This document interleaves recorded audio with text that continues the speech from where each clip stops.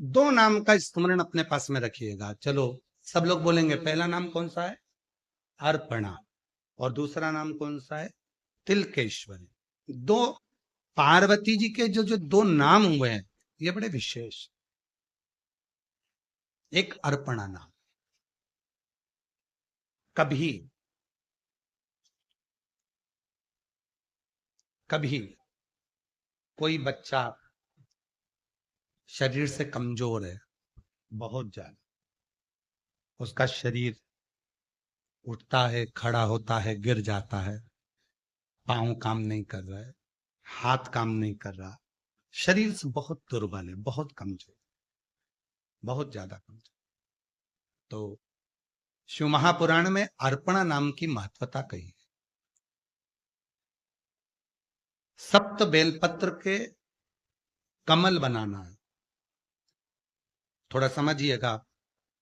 सप्त बेलपत्र का कमल दल बनाना है। सप्त बेलपत्र का कमल दल कैसे बनेगा? जैसे सारी डंडियों को एक साथ कर लो और फिर उसको फैला लो, उसको सप्त बेलपत्र को चारों तरफ कमल दल जैसा, समझ में आ रहा है ना? उस पहले बेलपत्री को सब इकट्ठी कर लो, एक के साथ एक, 7 बेलपत्र एक के ऊपर एक रखकर इकट्ठी करो, और एकाग्रित करने के बाद उन बेलपत्र को चारों तरफ, डंडी बीच में हो और पत्तियों को चारों तरफ घुमा लो, उसको सातों बेलपत्र को कमल दल बना लीजिए। और अर्पणा माँ जगत जननी अर्पणा माता के नाम से किसी भी शिवालय में प्रदोष के समय पर, प्रदोष काल में उसको समर्पित कर, 7 ही चावल के दाने उस पर समर्पित कर दो, सातों चावल के दाने और सातों बेलपत्र वापिस लेकर आ जाओ।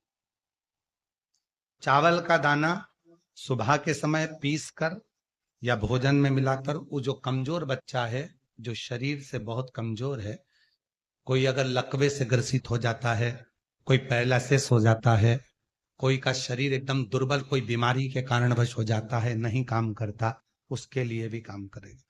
चावल का दाना सुबह सुबह पीस कर खिला दो, एक दाना, या फिर भोजन में मिलाकर खिला। बेलपत्र की पत्ती भले सूख जाए, उसको रखकर बारीक पीस कर उसको नरम कर कर या तो भोजन में मिलाकर खिला दो, ऐसे ही खा ले तो ऐसे ही खिला। 7 दिन का नियम पूरा पूरा करिए, आपको खुद मालूम पड़ेगा कि 90 दिन से उसके शरीर में एक ऊर्जा आने लगेगी और वो धीरे धीरे अपने शरीर पर स्थिर हो। अर्पणा,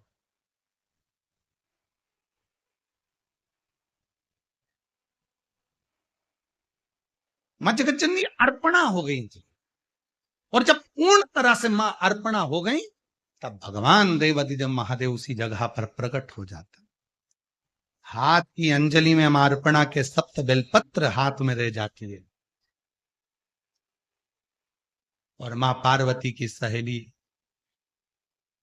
गजमुखी के पास में धान का पात्र रह जाता। गजमुखी के पास में धान का पात्र है, पार्वती जी की सहेली थी गजमुखी,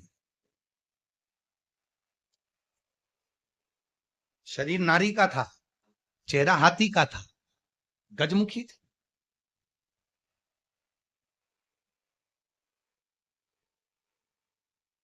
गजमुखी के पास में पात्र है, उसमें धान है, धान हाथ में रह गया, सप्त बेल पत्र मां जगत जननी जगदम्बा के हाथ में रह गई और शिव प्रकट हो गए। अर्पणा, क्या चाहती हो? आपके लिए ये शरीर ऐसा हो गया, इस शरीर को शुद्ध कर दीजिए। शिव जी ने तुरंत मां जगत जननी को दर्शन देकर, और जो शरीर पूर्ण कमजोर था, दुर्बल था, काला था, शरीर बहुत बहुत हड्डी का ढांचा हो गया था, मेरे शंकर भगवान ने दर्शन देकर, स्पर्श कर कर अर्पणा को फिर वापिस स्वस्थ कर दिया। वो अर्पणा